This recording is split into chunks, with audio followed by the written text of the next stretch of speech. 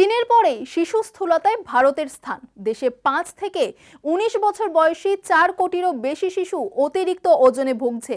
বছরে বাড়ছে প্রায় 5% হারে। ভবিষ্যৎ প্রজন্মের স্বাস্থ্য নিয়ে উদ্বেগ বাড়াচ্ছে এই নতুন রিপোর্ট।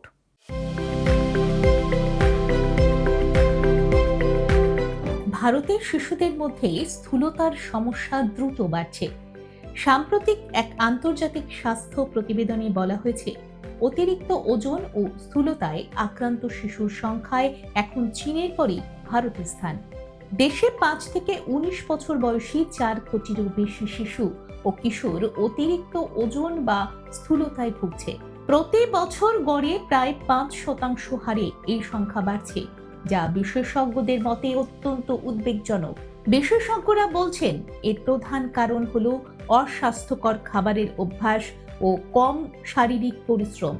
শহর ও গ্রাম দুই জায়গাতেই শিশুদের মধ্যে জাঙ্ক ফুড, প্যাকেটজাত খাবার ও চিনিযুক্ত পানীয় খাওয়ার প্রবণতা বেড়েছে।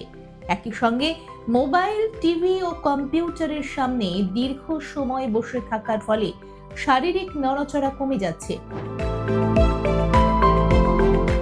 চিকিৎসকদের মতে, ছোট বয়সে স্থূলতা হলে ভবিষ্যতে ডায়াবেটিস, উচ্চ রক্তচাপ, হৃদরোগ ও হরমোনের সমস্যা দেখা দিতে পারে। মানসিক স্বাস্থ্যের উপরও এর প্রভাব পড়ে। স্বাস্থ্য বিশেষজ্ঞরা অভিভাবকদের সচেতন হওয়ার পরামর্শ দিচ্ছেন।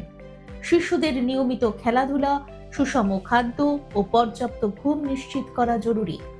স্কুল স্তরেও স্বাস্থ্য শিক্ষা ও পুষ্টি নিয়ে উদ্যোগ বাড়ানোর কথা বলা হয়েছে। সব মিলিয়ে শিশু স্থূলতার বাড়তি হার ভবিষ্যৎ প্রজন্মের স্বাস্থ্যের জন্য বড় সতর্কবার্তা বলে মনে করছেন বিশেষজ্ঞরা। দেখুন এই সময়ের তথ্য ও চিত্র প্রতিদিন রাত 9টায় ও সকাল 8টায় শুধুমাত্র চ্যানেল 1-এ।